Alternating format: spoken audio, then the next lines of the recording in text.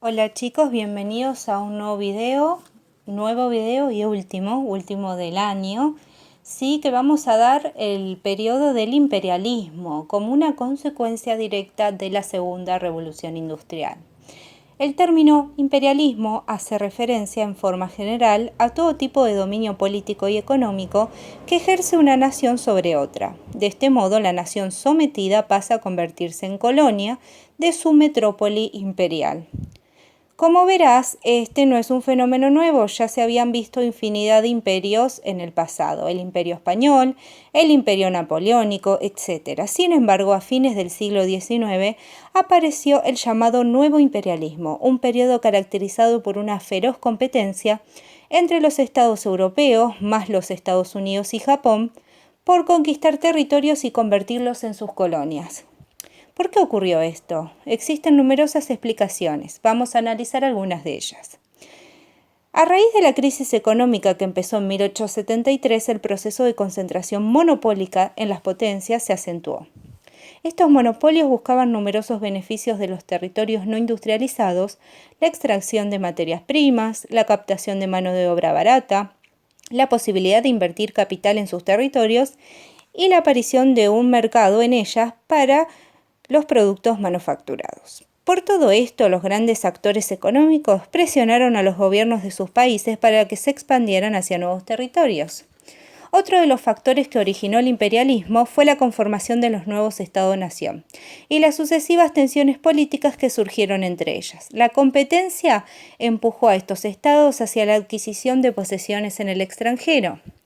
Por otra parte, las colonias constituían una fuente de prestigio internacional. Las poblaciones de las potencias imperialistas exaltaban su nacionalismo con el deseo de imponer su supremacía económica y militar sobre otros pueblos. Se era una gran nación solo si se dominaba un imperio colonial. Otro de los factores que influyeron para el desencadenamiento de este fenómeno fue la teoría pseudocientífica del darwinismo social, que consiste en derivar una teoría que suponía la supervivencia de las naciones mejor adaptadas a costa de las más débiles o indefensas.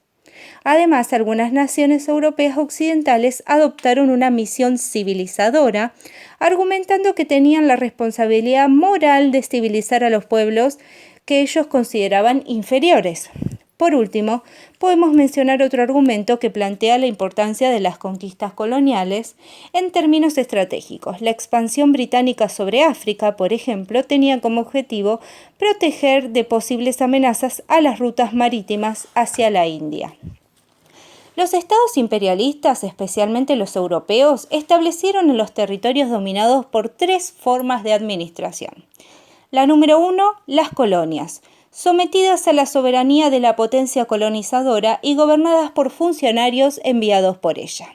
Un ejemplo fueron los territorios de África Occidental gobernados por Francia, como Costa de Marfil o Malí. Número 2. Los protectorados, que eran territorios donde ya existía un Estado soberano, que la potencia colonial, en teoría, respetaba. Este gobierno se hacía cargo de la administración, pero la potencia imperialista manejaba las relaciones exteriores y la explotación económica, y se reservaba el derecho de intervenir militarmente. Un ejemplo de esto es el protectorado francés en Túnez.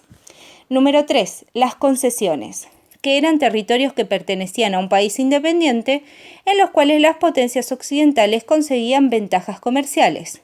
Un ejemplo lo constituyó China, que no fue conquistada pero cedió concesiones en algunos puertos.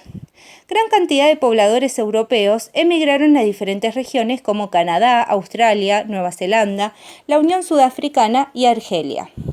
Salvo este último país, que era una colonia francesa, los otros territorios recibieron un estatus especial dentro del Imperio Británico, ya que se convirtieron en dominios de la corona donde la población blanca se constituyó en mayoría, excepto en el caso de Sudáfrica. Esto significó que poco a poco fueron adquiriendo un alto grado de autonomía política, sin dejar de mantenerse ligados económicamente a Gran Bretaña. En las colonias, por lo general, colonizados y colonizadores vivían realidades completamente separadas. Los matrimonios entre colonos y la población autóctona fueron muy raros, de forma que el cruciamiento étnico prácticamente no existió. La población occidental era un grupo pequeño, pero ocupaba los principales cargos y controlaba la economía.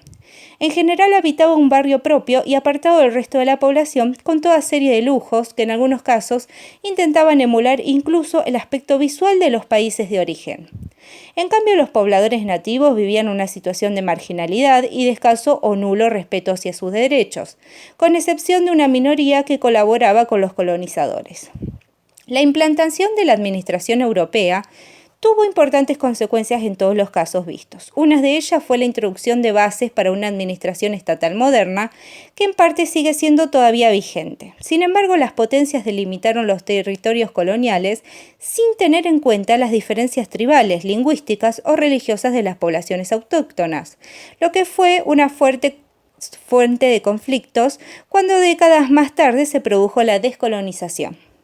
Desde el punto de vista cultural, la expansión colonial intentó imponer los modos de vida de los estados europeos y esto se manifestó en el idioma, la vestimenta, las comidas, la religión, la arquitectura y las formas de pensamiento de los países colonizados. Chicos, espero que se haya entendido. Esto es todo por este año. Espero que puedan haber disfrutado de este video y nos vamos a volver a ver en Classroom. Les mando saludos.